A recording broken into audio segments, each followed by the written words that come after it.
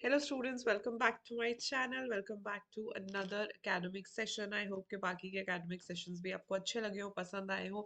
And I am back with this session. This is on JIGL and today we will be doing a quick revision of TOTS, RTI and IT Act. Right? ये तीनों chapters छोटे छोटे हैं but they actually contain lots of matter जो उससे पूछा जाता है तो काफी beneficial हो जाएगा आपके लिए अगर आपके topics जो है वो prepare कर लोगे. So without any wastage of time let's start. सबसे पहले मैं आपको करवाऊंगी टॉपिक ऑफ टॉट्स. तो टॉट का टॉपिक क्या कहता है? टॉट होता है civil wrong. In simple words अगर मुझे बताना हो, टॉट इज सिविल रॉन्ग. कोई भी चीज जो एक सिविलाइज सोसाइटी के अगेंस्ट है, दैट इज कॉल्ड टॉट. राइट? सो उसके बारे में हम ये चीजें पढ़ेंगे. ठीक है? तो टॉट कॉन्स्टिट्यूट करने के लिए तीन मेन चीजें होनी चाहिए. सबसे पहले होना चाहिए एक रॉन्गफुल एक्ट और ओमिशन ऑफ द डिफेंडेंट. तो सबसे पहले की बात होती है कि रॉन्गफुल एक्ट या ओमिशन होना चाहिए. अब अगर आप सीपीसी ये सीआरपीसी वगैरह पढ़ के आएगा तो आपको पता होगा एक्ट या ओमिशन जो है वो गलत तरीके से. एक्ट का मतलब होता है कोई ऑफेंस करना और ओमिशन होता है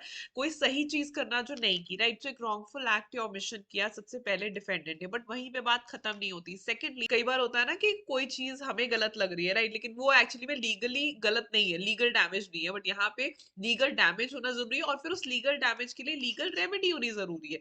तो if you want to constitute a wrong to a टॉट, ठीक है, कोई सिविल रॉन्ग आपको लग रहा है कि ये सिविल रॉन्ग है, बट वो टॉट कब बनता है? जब ये तीन कंडीशन सेटिस्फाई होती हैं. That is a wrongful act or omission is done. Secondly, that constitutes a legal damage, and thirdly legal remedy is available for that. So जो kind of tortious liabilities होती हैं वो तीन तरीके की होती हैं.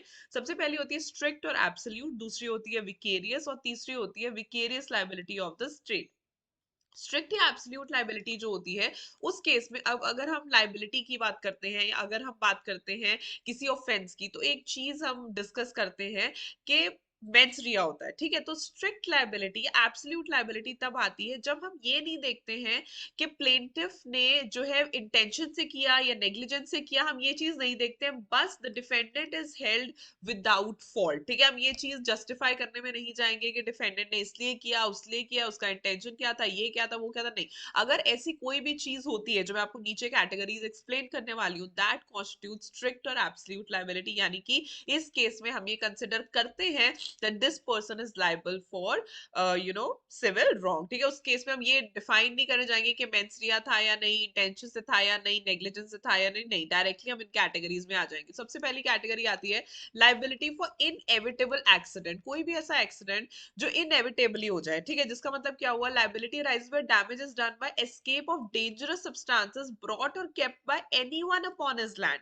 राइट? सच इनएविटेबल होता है जिससे हम बच ना सके. ठीक है? तो अगर आप डेंजरस चीजें लाके अपने लैंड पे रख रहे हो, ठीक है, और उसकी वजह से किसी को हार्म हो जाता है, तो डेफिनेटली लाइबिलिटी आपकी बनती है. हम आपसे ये नहीं सुनेंगे कि आपका इंटेंशन क्या था, आपका आपका इंटेंशन चाहे अच्छा हो, लेकिन जब आप हजार्डस चीजें लेके आ रहे हो, डेंजरस चीजें लेके आ रहे हो, दैट मींस आप अपने साथ साथ दूसरों को भी रिस्क में डाल रहे हो. तो इनएविटेबल था, एक्सीडेंट तो होना ही होना था. तो उस लाइबिलिटी के लिए जो है आपको टॉर्शियस लाइबिलिटी के अंदर चार्ज किया जा सकता है. Secondly liability for inevitable mistake. कोई भी ऐसी मिस्टेक जैसे कि such cases where person interferes with the property और रेपुटेशन ऑफ अनदर. ठीक है? जानबूझ के उसमें जाके इंटरफेयर करना. सो व्हाट हैपेंस कि वो इनएविटेबल मिस्टेक बन जाती है. Third is vicarious liability for wrongs committed by others. यानी कि दूसरों के ने जो, सो बेसिकली विकेरियस लाइबिलिटी हम जो सेकंड टॉपिक पढ़ते हैं वो होता है कि आपने कुछ गलती नहीं की, लेकिन आपसे किसी ऐसे रिलेटेड पर्सन ने गलती की जो शायद आपके अंडर काम करता है या ये आपसे एसोसिएटेड है. तो इस तरीके से ये तीन लाइबिलिटीज कॉन्स्टिट्यूट करती हैं स्ट्रिक्ट या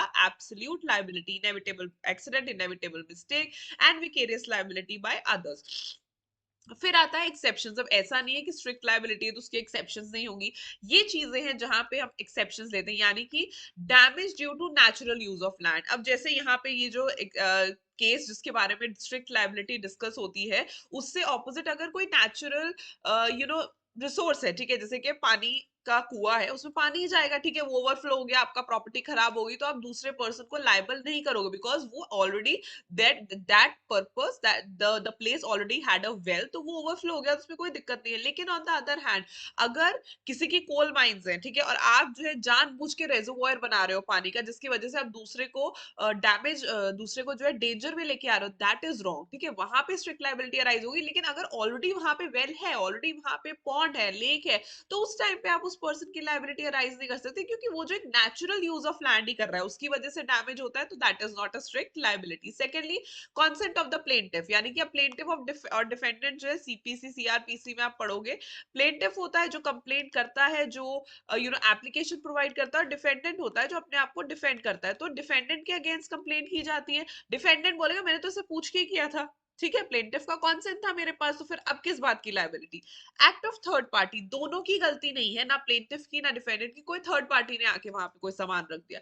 स्टैच्यूटरी अथॉरिटी, अगर कोई स्टैच्यूटरी अथॉरिटी जैसे म्युनिसिपल कॉर्पोरेशन वगैरह, अगर उनसे ये चीज हो जाए तो आप उन्हें लायबल नहीं ठहरा सकते। एक्ट ऑफ गॉड, इसके ऊपर तो पूरी मूवी आपने देखी हुई है, तो कोई भी एक्ट ऑफ गॉड अगर हो जाए, अर्थक्वेक आ जाए, सुनामी आ जाए, तो फिर आप स्यू नहीं कर सकते किसी को, ठीक है। And lastly, escape due to plaintiff's own default, जो भी गलती हुई प्लेंटिफ की खुद की गलती की वजह से हुई, जो इतना ज्यादा जो है सिविल रॉन्ग हो गया या प्रॉब्लम क्रिएट हो गई, तो ये कुछ एक्सेप्शंस है जिसके चलते हम स्ट्रिक्ट लायबिलिटी अराइज नहीं होने देते। ये स्ट्रिक्ट लायबिलिटी की एक्सेप्शंस है, इन केसेस में स्ट्रिक्ट लायबिलिटी नहीं लगती। Moving further, vicarious liability. Vicarious liability होती है कि गलती आपने नहीं की या आपके थ्रू नहीं हो, लेकिन किसी ऐसे पर्सन ने की जो आपसे काफी क्लोजली रिलेटेड है। इसकी कुछ रिलेशनशिप्स का एग्जांपल यहाँ पे गिवन है। First is principal and agent.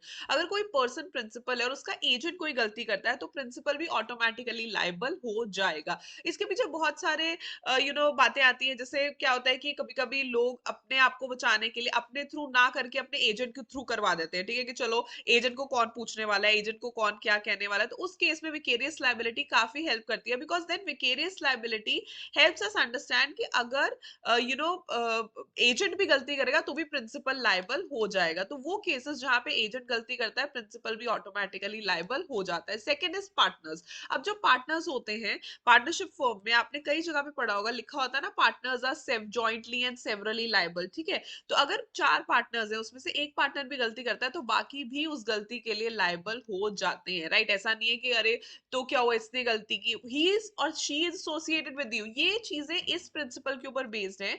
ये जो लोग आपसे रिलेटेड है, ये जो भी चीजें कर रहे हैं, आपको उस चीज की नॉलेज है, because you people are meeting every day, या आप बोलो कि आपको एक दूसरे के बिजनेस, एक ही जगह पे आप बैठ के काम करते हो, जैसे भी है, द बेसिक थिंग इज। और द बेस्ट पार्ट इज, अगर ये चीज नहीं होगी ना, तो फिर बहुत मेस क्रिएट हो जाएगा, तो इसलिए बाकियों को भी लाइबल करना is very very important. Third thing is master and servant. Master and servant के केस में भी ऐसे ही होता है, this is authority bye relation.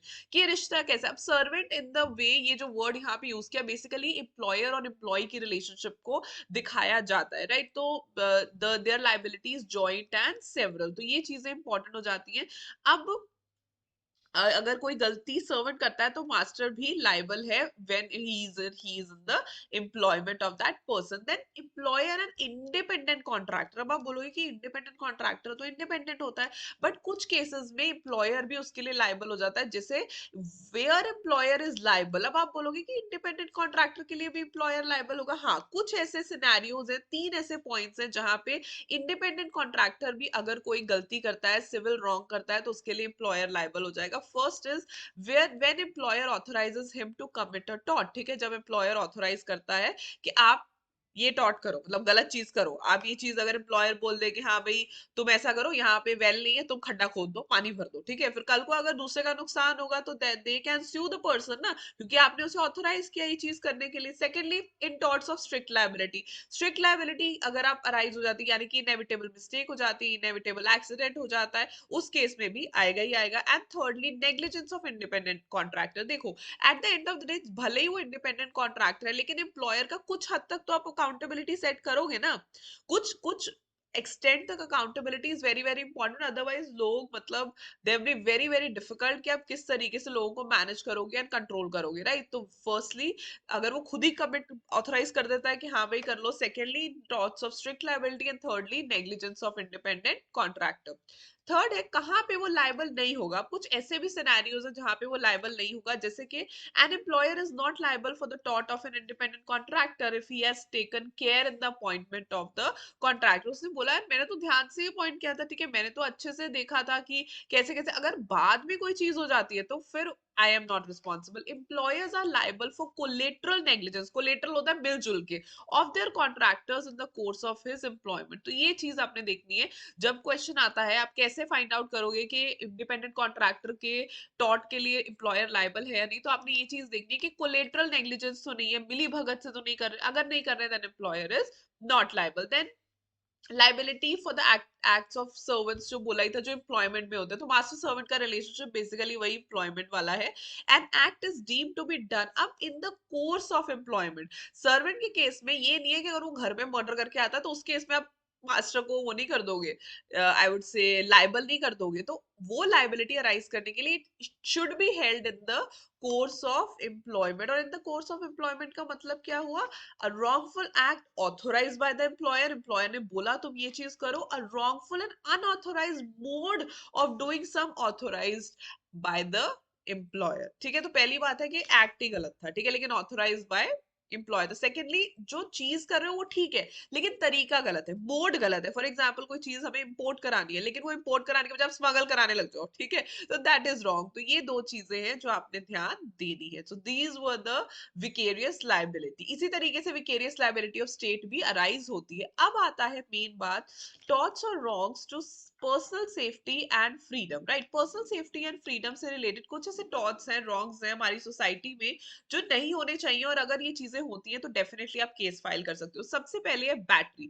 Battery क्या होता है? बैटरी होता है किसी के ऊपर फोर्स लगाना, ठीक है, इसमें दो चीजें आती हैं, किसी को फोर्सफुली पुश करना या फोर्स अपना यूज करना, secondly without any legal justification. क्योंकि आगे चल के जैसे हम बोलते हैं सेल्फ डिफेंस है या ये ट्रेस पास कर रहा था, नहीं, कोई भी लीगल जस्टिफिकेशन ना होना, बिना किसी लीगल जस्टिफिकेशन से किसी को धक्का मारना, किसी को पुश करना, फिजिकली बेसिकली किसी को धक्का देना या इस तरीके की हरकत करना, उसे हम कहते हैं बैटरी, ठीक है। फर्स्ट फोर्स यूज करना, अपनी यूज करना, and secondly without any legal justification. Assault क्या होता है? Assault is an apprehension before battery, ठीक है, बैटरी में तो आपने हाथ लगा दिया, धक्का मार दिया, सब कुछ कर दिया, लेकिन assault is not like that.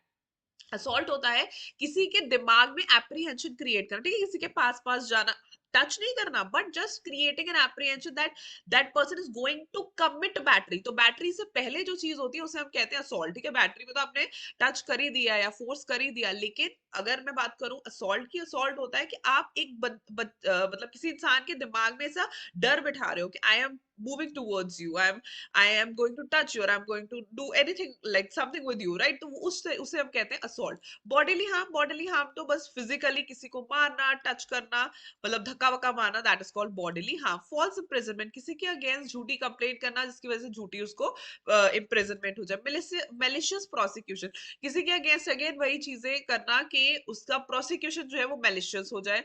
Nervous shock, nervous shock ही एक नया सा टॉपिक आया था। तो नर्वस शॉक क्या होता है? नथिंग, इसमें फिजिकल कुछ नहीं होता, कुछ ऐसा शॉक लग जाना in which you hear something और यू सी समथिंग जिसकी वजह से शॉक लग जाना। एक मूवी थी, if you would have seen, मुझे नहीं पता आपने देखी होगी नहीं, लेकिन there was an old movie called धर्मा।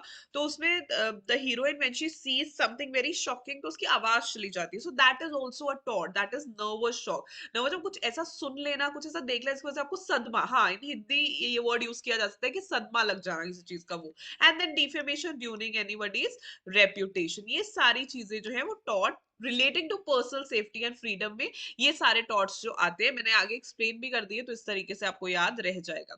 अब इस केस में रेमेडीज क्या होती है? अब अगर टॉट हो गया, फॉर एग्जाम्पल टॉट कमिट कर दिया, तो आप क्या कर सकते हो? एक तो जुडिशियल रेमेडीज होती है जो कि आप कोर्ट में जाके केस कर सकते हो, किसी के अगेंस्ट उसको स्यू कर सकते हो। एक होती है extra judicial remedies. Judicial remedies होती है डैमेजेस क्लेम कर लो, ठीक है भाई ये मेरे डैमेजेस है, इन्हें बोलो कि मेरे डैमेजेस दे दे। इंजंक्शन, इंजंक्शन होता है कि ऑर्डर्स पास करवाना, टेम्पररी ऑर्डर पास करवा सकते हो, परमानेंट ऑर्डर, ऑर्डर भी कुछ भी हो सकता है, उसे पनिशमेंट दिलवाना या कंपनसेशन लेना, जैसे भी। And thirdly specific restitution of property. अब कुछ महान लोग होते आते नहीं है या केस का जवाब नहीं दे रहे हैं, तो फिर वो हो सकता है कि उस प्रॉपर्टी को रेस्टिट्यूट कर लिया जाएगा, या बाई चांस आपकी प्रॉपर्टी को खराब किया जा रहा है, आपकी प्रॉपर्टी को लेके बैठ गया, तो उस प्रॉपर्टी को रेस्टिट्यूट करवाना। So these are the three types of judicial remedies.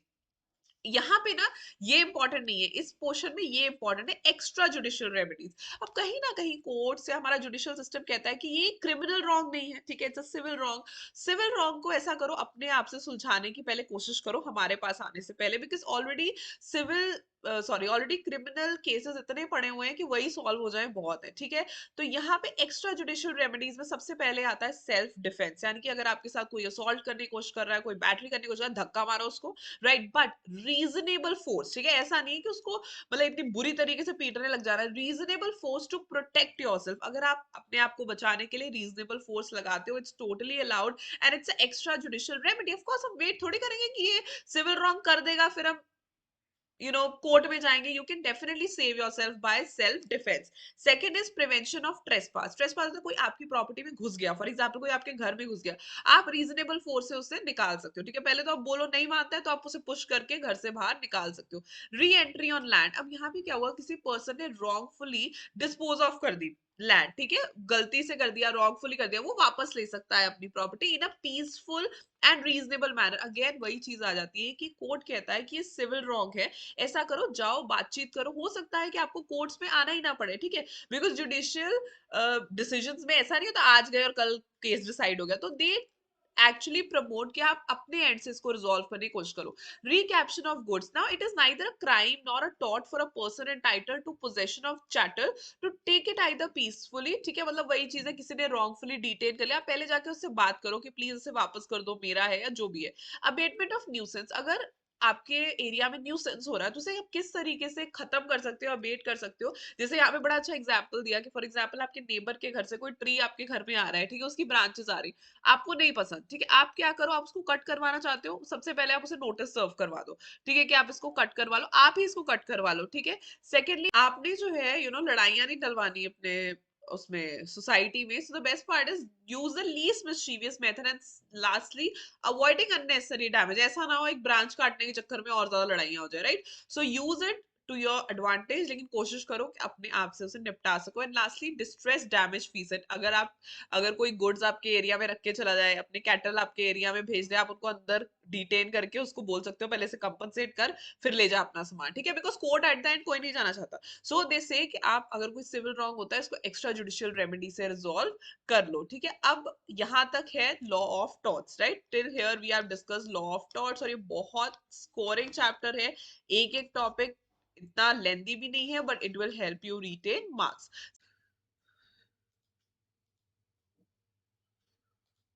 So now we will be starting with RTI Act. So RTI Act भी बड़ा scoring है और बहुत fun to learn है। RTI Act is Right to Information Act. It extends to whole of India, और जब ये आया था तब उन्होंने एक proper time दिया था कि from 120 days from enactment जो है, it provides very definite date for its commencement start हो गया था, that is 120 days from enactment. It shall apply to all the public authorities. इसके पीछे छोटा सा reason था कि जो पब्लिक अथॉरिटीज है, because you would all agree कि वो हमारी फंडिंग से चलती है, फिर तो हमें क्यों नहीं प्रोवाइड की जाती इन्फॉर्मेशन, राइट। अगर कोई इन्फॉर्मेशन हमें चाहिए तो वो क्यों नहीं प्रोवाइड की जाती, इसलिए then all citizen shall have the right to information subject to provision. सारे सिटीजन के पास ये राइट है। देन पीआईओज या एपीआईओज जो है वो रिस्पॉन्सिबल होते हैं। अब ये पीआईओ कौन है, एपीआईओ कौन है, वो मैं आगे चल के आपको बताऊंगी। हाँ, ये फ्री में नहीं होता, फीस बेसिस पे होता है, तो अगर आपने कभी भी आरटीआई फाइल करनी है तो फीस जो लगती है। Certain categories of information जो है वो exempted है, that also I will tell you in the upcoming slides. And intelligence and security agencies भी exempted है, but दो केसेस है जहां पे इंटेलिजेंस एंड सिक्योरिटी एजेंसीज को पर भी हम आरटीआई एक्ट जो है वो अप्लाई होता है। वो कौन से सिनेरियोज है वो भी मैं आगे चल के आपको बताऊंगी। तो सबसे पहले ये वाली स्लाइड समझ लो। तो सबसे पहले आपने जो चीज समझनी है कि इंफॉर्मेशन कब कब और कैसे कैसे मिलनी चाहिए, उससे पहले एक छोटी सी बात, इंफॉर्मेशन का मतलब जवाब नहीं है, ठीक है। सो अगर आप ये चीज समझते हो कि अगर आप आरटीआई फाइल कर देते हो तो 30 डेज के अंदर अंदर चाहे पब्लिक इंफॉर्मेशन ऑफिसर जो है वो आपको इन्फॉर्मेशन प्रोवाइड कर सकता है, या फिर वो आपको रिटर्न में दे सकता है कि मैं इन्फॉर्मेशन प्रोवाइड नहीं कर सकता due to so and so reason. दोनों ही केसेस में इट्स ओके, ठीक है। आरटीआई एक्ट कहता है कि 30 डेज में उसने जवाब देना है, भले वो ये बोल दे कि मैं इन्फॉर्मेशन नहीं दे सकता तो भी ठीक है, तो भी पेनल्टी उस पर नहीं लगेगी। पेनल्टी तब अराइज होगी अगर वो कुछ भी नहीं बोलेगा, ना इन्फॉर्मेशन देगा ना रिस्पॉन्स करेगा। तो आपको इन्फॉर्मेशन देना ना देना ये पीआईओ के हाथ में है। लेकिन अगर वो जवाब नहीं देता तो प्रॉब्लमैटिक है, अगर वो जवाब दे देता है 30 डेज में तो कोई दिक्कत नहीं है। तो सबसे पहले इन प्लेन केसेस नॉर्मली अगर देखा जाए तो इन्फॉर्मेशन जो है वो 30 डेज में आपको मिल जानी चाहिए। जब भी आप आरटीआई फाइल करते हो उसके 30 डेज में या तो वो आपको इन्फॉर्मेशन दे देंगे या तो फिर लिख के दे देंगे कि ये वाला सेक्शन यहाँ पे अप्लाई करता है, ये क्लॉज है और हम इन्फॉर्मेशन प्रोवाइड नहीं कर सकते। सेकेंडली कभी कभी क्या होता है कि आप गलती से किसी और पीआईओ के पास चले, क्योंकि डिपार्टमेंट के अंदर का सिस्टम अलग होता है। तो अगर आप वो सोचे अरे मेरे नियर बाय तो पीआईओ है, मैं खुद ही ट्रांसफर कर देता हूँ, क्या किसी को बुलाना फिर उसको बोलना। तो इस केस में 5 डेज एक्स्ट्रा दे देते हैं कि चलो ट्रांसफर करना पता करना तो वो खुद ही कर रहा है, तो इतना थोड़ा सा 5 डेज का एडिशन दे देते हैं। उसके आगे आता है अगर थर्ड पार्टी इन्वॉल्व हो। अब क्या होता है थर्ड पार्टी के केस में, अगर थर्ड पार्टी भी इन्वॉल्व है तो कई केस में ऐसा होता है कि आप थर्ड पार्टी से परमिशन लो, मानना ना मानना पीआईओ के हाथ में।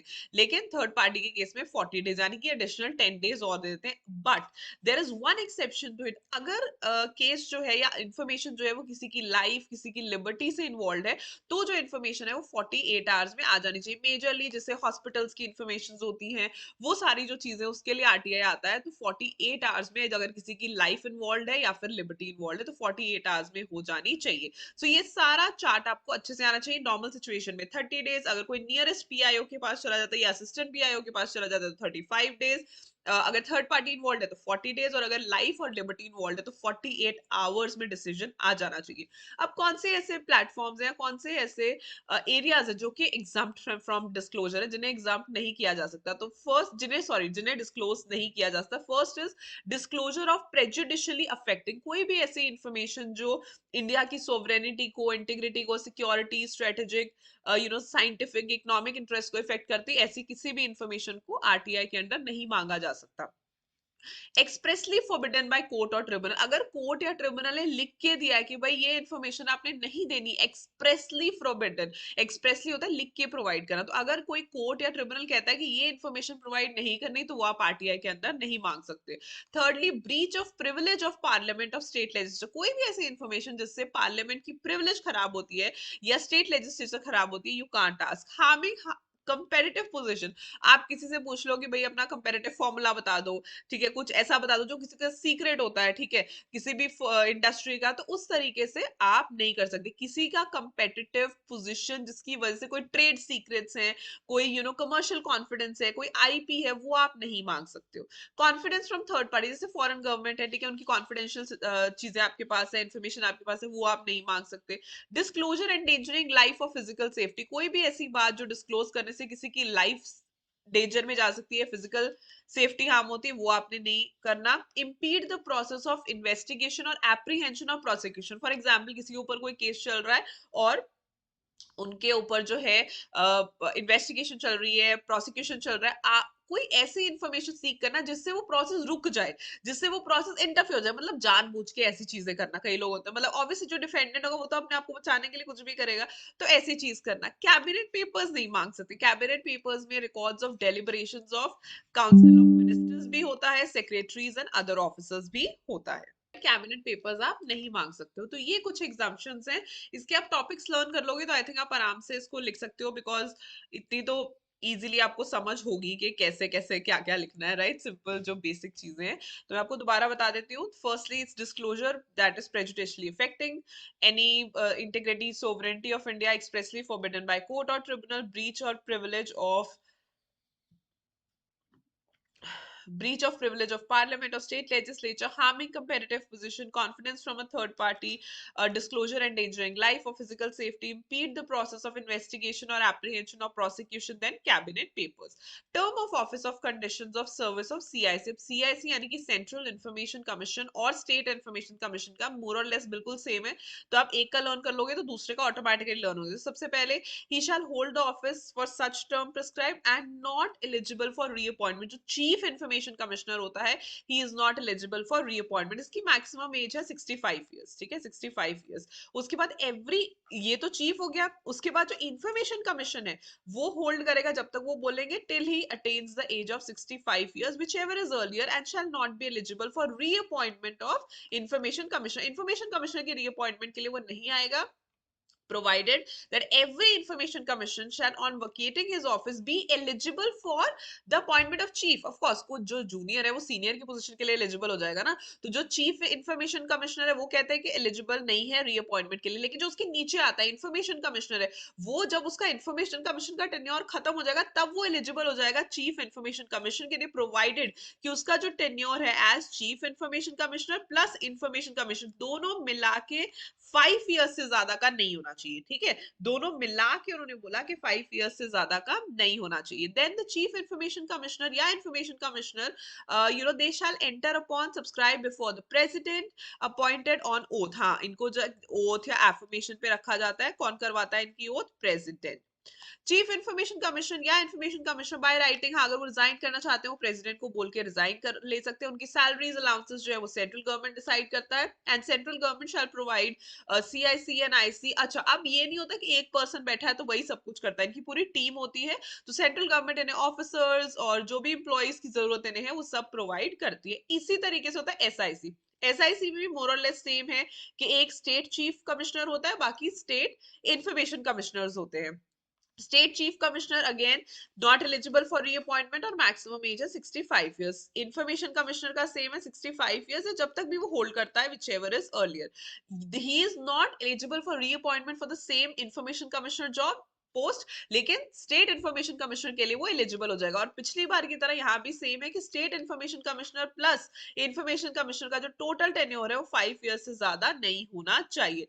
फर्दर यही के दे एंटर ऑन गवर्नर। अब अगर आपने जीआईजीएल के शुरुआत वाले चैप्टर्स ध्यान से पढ़े होंगे तो मैं I always tell students that what is a president to a centre is a governor to a state. ठीक है, जो प्रेसिडेंट सेंटर का होता है, सेंटर में जो पोजीशन स्टेटस प्रेसिडेंट एंजॉय करता है, वही पोजीशन और स्टेटस जो है स्टेट में गवर्नर एंजॉय करते हो। जहां प्रेसिडेंट वर्ड है वहां पे आप गवर्नर लिख दो। फर्दर वो रिजाइन कर सकता है, गवर्नर को देके वो रिजाइन कर सकता है। सैलरीज वगैरह जो है जो भी सेंट्रल गवर्नमेंट ने प्रिस्क्राइब किए उसके हिसाब से, और ये गवर्नर को बोल के अपने लिए जो भी ऑफिसर्स और एम्प्लॉयज चाहिए वो ले सकते हैं। Powers of information commissioner very very important. अब आपने बोला इतनी कथा पढ़ ली, लेकिन इनकी जरूरत क्या है, इनके पास पावर्स क्या है? सो इनके पास मतलब आप क्यों जाओगे बेसिकली, ठीक है, जो इन्फॉर्मेशन कमिश्नर है इनके पास आप अल्टीमेटली जाओगे अपील के लिए। तो आप कौन सी कंप्लेंट्स ले जा सकते हो? सबसे पहले नॉन अपॉइंटमेंट ऑफ पीआईओ। आप किसी डिपार्टमेंट में गए, आपने अपना जो है आरटीआई देनी है, लेकिन डिपार्टमेंट ने पीआईओ नहीं अपॉइंट किया हुआ, पब्लिक इन्फॉर्मेशन ऑफिसर ही नहीं है, तो किससे कंप्लेंट करोगे? तब आप जो है इन्फॉर्मेशन कमिश्नर के पास जा सकते हो। रिफ्यूजल ऑफ इन्फॉर्मेशन, आप गए, आपको मना कर दिया, नहीं देनी इन्फॉर्मेशन, भाग जाओ, तब आप जा सकते हो। नो रिस्पॉन्स, जैसे मैंने आपको बोला 30 डेज का टाइम था, 30 डेज तक कोई रिस्पॉन्स नहीं आया, आप इन्फॉर्मेशन कमिश्नर के पास जा सकते हो। अगर जो डिपार्टमेंट है आपसे अनरीजनेबल फीस मांग रही है जानबूझ के कि इन्फॉर्मेशन ना देनी पड़े, इनकम्प्लीट और मिसलीडिंग इन्फॉर्मेशन, इन्फॉर्मेशन दे दी लेकिन ना तो वो कंप्लीट नहीं है, या तो फिर वो ऐसी है जो मिसलीडिंग है, एनी अदर मैटर, या और कुछ आपको लगता है। सो इन्फॉर्मेशन कमीशन के पास आप जाना चाहते हो तो उस केस में क्या ऐसी प्रॉब्लम है जिससे रिलेटेड आप कंप्लेंट लेके जा सकते हो? सबसे पहले non appointment of PIO, refusal of information, no response, unreasonable fees, incomplete और misleading information, any other matter. अब आता है एपलेट। अगर आपकी आरटीआई सुनी ना जाए तो आपको कहाँ जाना है, कैसे जाना है, that I will be telling you today. तो सबसे पहले ना आपने कहाँ पे, तो सबसे पहले आपने जाना है पीआईओ के सीनियर के पास, ठीक है, बाहर नहीं जाना कहीं। जिस पीआईओ को आपने एप्लीकेशन लगाई है ना, अगर उसने आपको नहीं जवाब दिया, आप या अब सबसे पहले मैं बोलूंगी कि अपील क्या होती है, ठीक है, या तो उस पर्सन ने आपको जवाब ही नहीं दिया, बिल्कुल ही जवाब नहीं दिया, दूसरी बात जवाब तो दिया but you are not satisfied, तो अपील जो भी अग्रीड पर्सन है वो अपील कर सकते हैं। तो आपने पहले बाहर नहीं जाना, जो उस पर्सन का सीनियर है ना, सबसे पहले आपने उसको अपील करी। फर्स्ट अपील आपने करनी है officer senior to the rank of PIO, उसी के बॉस को आपने 30 डेज में सबसे पहले फर्स्ट अपील करनी है। अगर उसका बॉस भी उसके जैसा ही है, इन्फॉर्मेशन नहीं दे रहा या फिर मिसलीडिंग इन्फॉर्मेशन दे रहा है या उसकी दी हुई इन्फॉर्मेशन से आप सेटिस्फाइड नहीं हो, फिर you can move to CIC और एसआईसी। नेक्स्ट अपील 90 डेज में आप करोगे सीआईसी और एसआईसी में। थर्ड पार्टी अपील, अब थर्ड पार्टी क्या होता है, कभी कभी थर्ड पार्टी इन्फॉर्मेशन होती है, वो पीआईओ ने पूछा भी लेकिन बता दी, मतलब इस तरीके से अगर थर्ड पार्टी ने केस करना, थर्ड पार्टी का भी बिल्कुल सेम सिनेरियो है। पहले 30 डेज में वो सीनियर को लिखेगी और नेक्स्ट 90 डेज में वो एसआईसी और सीआईसी को लिखेगा। तो मेजर तो यही दो हैं, इसी दोनों को आपने, दोनों स्टेप्स को आपने फॉलो करना है। फिर आती है पेनल्टीज। अब अगर आपकी आरटीआई एंटरटेन नहीं करती तो पीआईओ पे स्ट्रिक्ट पेनल्टी लगाई गई है। पेनल्टी है 250 per day to the maximum of 25,000 rupees, ठीक है, 250 पर डे से लेके 25,000 रुपीज तक की फाइन या लाइबिलिटी लगती है। किन किन चीजों के लिए? First, not accepting an application, application ही नहीं लेते। Secondly, delaying information without reasonable cause, अगर तो रीजनेबल कॉज है फिर तो ठीक है, लेकिन रीजनेबल कॉज नहीं है और इन्फॉर्मेशन को डिले करे। थर्ड, मैलाफाइडली डिनाइंग इन्फॉर्मेशन, जानबूझ के गलत तरीके से मना कर रहे हैं, नहीं देनी इन्फॉर्मेशन, नहीं देनी। Fourth, knowingly giving incomplete, incorrect, misleading information, पता भी है, क्योंकि देखो सीधी बात है, आरटीआई क्यों आया? बिकॉज कुछ गड़बड़ हो रही है, ठीक है, आपका पैसा है, आपका पैसा आपको पता होना चाहिए कैसे यूज करना है, तो इसलिए जानबूझ के इन्फॉर्मेशन जो इनकम्प्लीट देना, इनकरेक्ट देना, then destroying information that has been requested, जो इन्फॉर्मेशन आपने मांगी उसको खराब कर दिया, ऑब्स्ट्रक्टिंग फर्निशिंग ऑफ इन्फॉर्मेशन, ताकि इन्फॉर्मेशन मिले ना, जानबूझ के इस डिपार्टमेंट में चले जाओ, वहां चले जाओ, यहाँ चले जाओ, जानबूझ के घुमाना किसी को, तो इस तरीके से पेनल्टीज जो है वो चार्ज हो सकती है 250 per day to the maximum of 25,000। और कौन सी चीजों पे? Not accepting application, delaying information without reasonable cause, malafidely denying information, knowingly giving incomplete, incorrect, misleading information,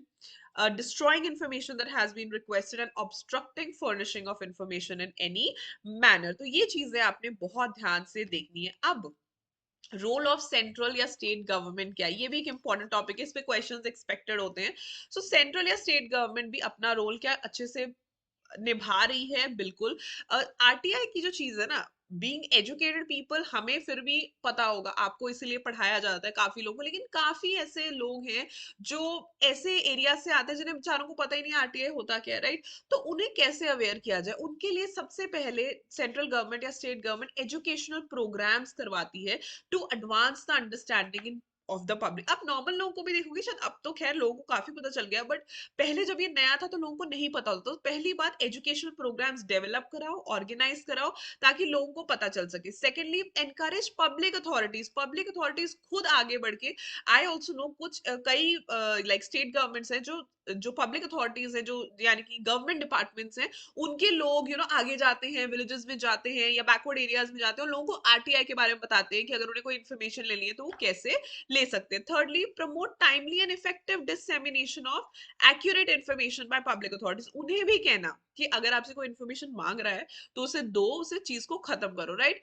train central public information officers और state public information officers as the case may be of public authorities and produce relevant training materials, right? तो ये चीजें as the case may be for the use of public authorities, ये चार चीजें जो है central government या state government ने करनी ही करनी है, उसका रोल है, ठीक है। उसके आगे आगे बारी आती है आईटी एक्ट की, ठीक है। यहाँ पे खत्म हो गया आरटीआई एक्ट, मोर और लेस आपने सारा समझ लिया है।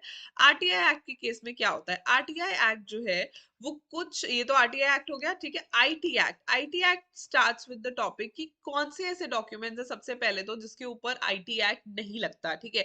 आईटी एक्ट ने क्या किया? आईटी एक्ट ने एक ऑथराइजेशन दी कि जो इलेक्ट्रॉनिक डॉक्यूमेंट्स हैं उन्हें ऑथेंटिकेशन देने का रिस्पॉन्सिबिलिटी आईटी एक्ट ने लिया। सबसे पहले निगोशिएबल इंस्ट्रूमेंट आईटी उसमें कवर नहीं होता। Secondly, power of attorney cover नहीं होती। Thirdly, trust, then will, then sale और कन्वेंस ऑफ इमूवेबल प्रॉपर्टी। ये सारी जो डॉक्यूमेंट्स हैं ये आप देखोगे ज्यादातर फिजिकल मोड में ही होते हैं, इलेक्ट्रॉनिक मोड में नहीं होते, बिकॉज गड़बड़ी के चांसेस काफी हाई होते हैं। तो इसलिए ये इलेक्ट्रॉनिक मोड में आईटी एक्ट जो है इन डॉक्यूमेंट्स या ट्रांजैक्शंस के ऊपर एप्लीकेबल नहीं होता। Negotiable instruments, power of attorney, trust, will and sale और कन्वेंस ऑफ इमूवेबल प्रॉपर्टी। अब एक बात आती है digital signature and electronic signature की। काफी बार ये क्वेश्चन भी आता है कि डिजिटल सिग्नेचर इलेक्ट्रॉनिक सिग्नेचर में कोई डिफरेंस है या सेम है। सो इलेक्ट्रॉनिक सिग्नेचर एक वाइडर टर्म है, ठीक है, मैं ये आपको बताती हूँ। इलेक्ट्रॉनिक सिग्नेचर एक वाइडर टर्म है, digital signature a part of electronic signature है। डिजिटल सिग्नेचर होते हैं जिसको की पेयर होता है, हमारे पास वो टोकन आते हैं, हम उसको बोलते हैं द पेन ड्राइव जो होती है वो लगाओ तो वो की पेयर के साथ चलती है। एक पब्लिक की होती है, एक प्राइवेट की होती है, दोनों का यूनिक सब्सक्राइबर, हर एक सब्सक्राइबर के यूनिक दोनों मिलती हैं, तो वो डिजिटल सिग्नेचर जो है वो अनलॉक हो जाता है। So digital signature is a part of electronic signature. आजकल इलेक्ट्रॉनिक सिग्नेचर इतने तरीके के आप हम डॉक्यूमेंट्स घर बैठे बैठे साइन कर देते हैं, कॉन्ट्रैक्ट साइन कर लेते हैं उस तरीके से, राइट? तो इलेक्ट्रॉनिक ऑथेंटिकेशन टेक्निक जो है वो यूज करनी है, which is considered liable and may reliable and may be specified in the second schedule. उसके बाद आती है इलेक्ट्रॉनिक गवर्नेंस। अभी तक जैसे हमने पढ़ा corporate governance, this is electronic governance. Electronic governance होता है कोई भी इंफॉर्मेशन, ठीक है, रिकॉग्निशन, एक्ट ने एक्चुअली रिकॉग्निशन दी किस चीज को? अगर कोई इंफॉर्मेशन है वो राइटिंग में है या टाइप रिटन फॉर्म में है या प्रिंटेड है या प्रिंटेड है, then such requirement is satisfied if such matter is rendered or made available in an electronic form and accessible so as to be usable. तो वो इंफॉर्मेशन कहलाएगी। ठीक है, उन्होंने बोला कि एक्ट ने बोला कि अगर कोई इंफॉर्मेशन रिटन फॉर्म में भी आती है आपके पास, टाइप रिटन फॉर्म में भी आती है या प्रिंटेड फॉर्म में भी आती है, तो भी वो as it is it will be fine, it will be okay, अगर जो है इंफॉर्मेशन या मैटर जो है दैट इज रेंडर्ड और made available in electronic form and accessible so as to be usable. तो वो चीजें आ गई। अब दो चीजें आती है, private transactions, public records. Private transactions होती हैं जैसे वन टू वन होना, ठीक है, प्राइवेटली किसी पर्सन के साथ जो ट्रांजैक्शन होती है, equates electronic record with manual के तरीके से टाइप्ड या प्राइवेट रिकॉर्ड, बिल्कुल सेम। अब आजकल के जमाने में when people are doing work from home, when people are working like organisation कहीं और है, लोग कहीं और से काम करते हैं, तो उस केसेस में अगर एक पर्सन वो कॉन्ट्रैक्ट साइन करके देता, दैट्स अ प्राइवेट ट्रांजैक्शन। ठीक है, लोगों का तो उससे कोई लेना देना नहीं है, तो उस डॉक्यूमेंट के ऊपर सिग्नेचर लगाना, अपनी आप मतलब आप टैब से साइन कर सकते हो या और तरीके होते हैं, उस तरीके से करना, that is all considered under private transaction. तो प्राइवेट ट्रांजैक्शंस बिल्कुल रिकॉग्नाइज्ड है, कोई प्रॉब्लम नहीं है, ऑथेंटिकेटेड होते हैं। लाइक ये माना जाता है कि सिग्नेचर, अब signature is more like a mark on the document. ठीक है, जो भी उन्होंने बोला उस तरीके से आपने साइन किया, so that is equally good. Public records क्या होता है? पब्लिक रिकॉर्ड्स होते हैं above the provisions that are primarily, जो प्राइवेट के बाद से ई फाइलिंग्स वगैरह से फाइलिंग ऑफ फॉर्म्स जो गवर्नमेंट साइट्स पे हो रही है, या लाइसेंस ग्रांट करना या परमिट ग्रांट करना या receipt of payment of money in a particular manner, ये सारे पब्लिक रिकॉर्ड्स में भी ऑथेंटिकेटेड है। ठीक है, अब जैसे एमसीए की साइट से अगर कोई फॉर्म फाइलिंग करते हो, वहीं से आप फीस पे कर रहे हो, तो वो सारी चीजें जो है वो पब्लिक रिकॉर्ड्स में आ जाएंगी। Then penalties and adjudications. अब क्या कोई पेनल्टीज हैं? बिल्कुल है। Penalty and compensation for damage to computer और कंप्यूटर सिस्टम। तो आप ये बोलो कि एक्चुअली डैमेज क्या है, किस चीज की पेनल्टी हो सकती है? लाइक एक्सेस और secures access to such computer, computer system, ठीक है, एक्सेस ले लेना, डाउनलोड्स, कॉपीज और extracts any data, database, introduces और causes to any computer contaminate और वायरस, ठीक है, ताकि डाटा खराब हो जाए, डैमेज और cause to be damage any computer, disrupts or disruption to any computer, computer system, computer network, denies or causes the denial of access of any person, provides assistance, charges the services availed by the person to the account of another person, destroys, deletes or alters any information, steals, conceals, destroys or alters any person, causes to do all these things. So ये सारी चीजें जिन्हें हम बोलते हैं कि computer related crimes हो सकती है, ये सारी क्राइम्स में ही आ गया, राइट। तो इसके लिए फिर आई वुड से कि पेनल्टी लगती है, राइट। तो penalty,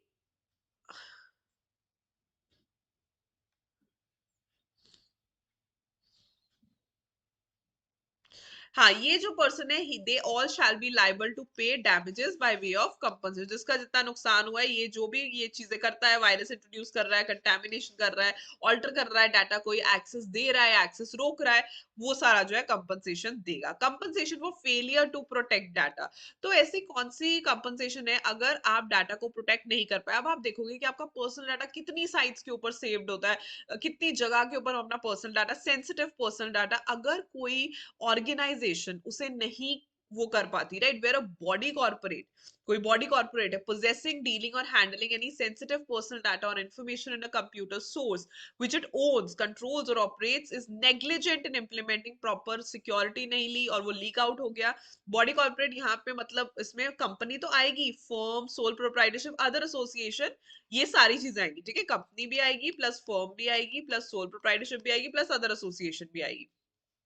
reasonable security practices and procedures की बात होती है, मतलब ये नहीं है कि बहुत ज्यादा स्ट्रिक्ट है, लेकिन कुछ तो आप लोगे ना, एंटीवायरस डलवाओगे, कुछ तो आप प्रोटेक्शन ले रहे हो, कि ऐसा तो नहीं है कि बस सब कुछ खुला पड़ा, ना कंप्यूटर पे पासवर्ड है, ना कोई एंटीवायरस, जो मर्जी होता रहे। तो रीजनेबल सिक्योरिटी प्रैक्टिसेस लेना इंपॉर्टेंट है। और सेंसिटिव पर्सनल डाटा और इन्फॉर्मेशन होता है वो पर्सनल डाटा जो कि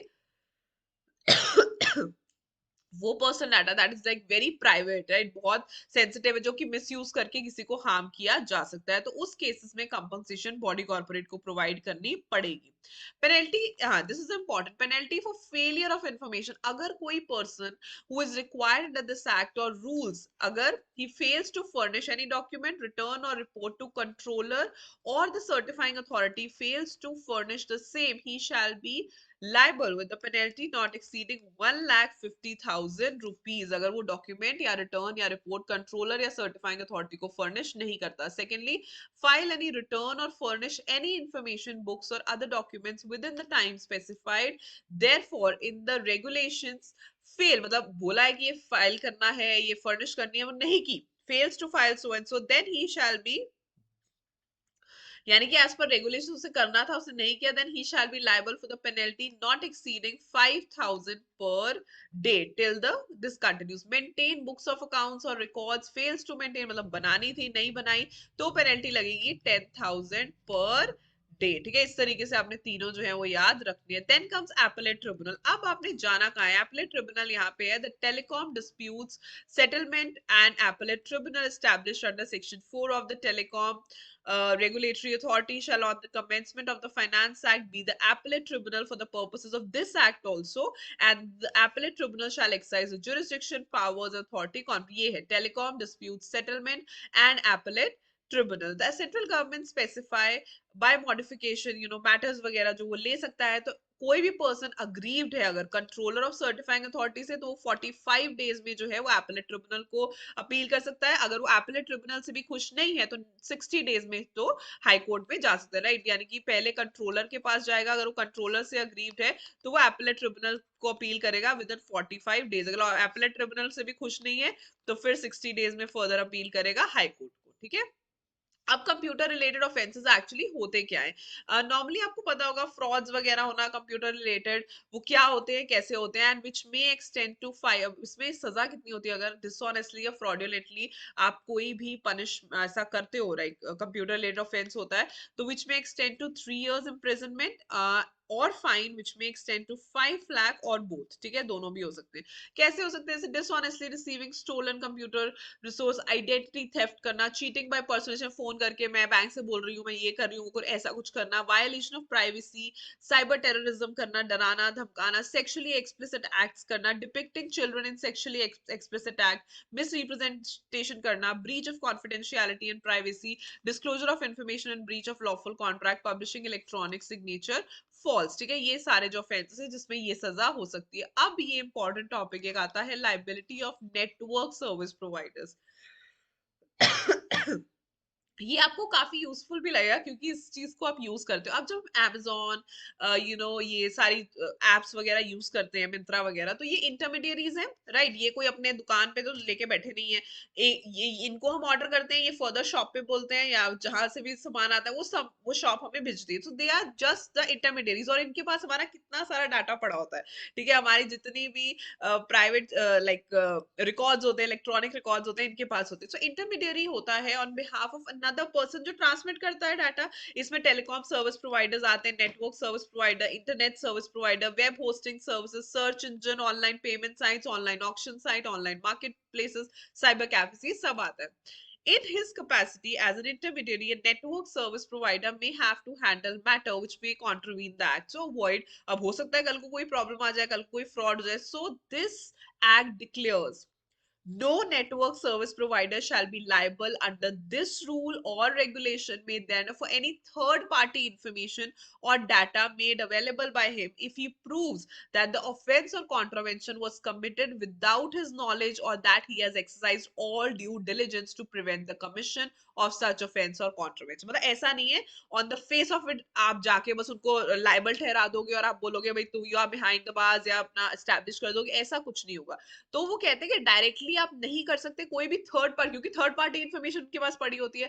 थर्ड पार्टी इन्फॉर्मेशन अगर वो प्रूफ कर दे कि ये जो ये जो एक्ट हुआ है that has been committed without his knowledge, उसके नॉलेज के बिना हुआ है, और where he has exercise due diligence, अपनी तरफ से उसने ड्यू केयर लिया है. ठीक है, विदाउट हिज नॉलेज और where he has exercise due diligence. और ये बहुत इंपॉर्टेंट टॉपिक है, इसमें से क्वेश्चंस आने की चांसेस होते हैं, तो इसको आप ध्यान से समझ लो. सबसे पहले आपने लिख देना है कि इंटरमीडिएरीज कौन होते हैं और डायरेक्टली लायबल डायरेक्टली लायबल नहीं है अगर वो ये प्रूव कर दे कि उसकी नॉलेज के बिना हुआ है और उसके ड्यू डिलिजेंस के उसने ड्यू डिलिजेंस लिया है, ड्यू केयर ली थी, right? And with this we end the topic again. इसमें भी मैंने इंपॉर्टेंट टॉपिक्स ही कवर किए हैं।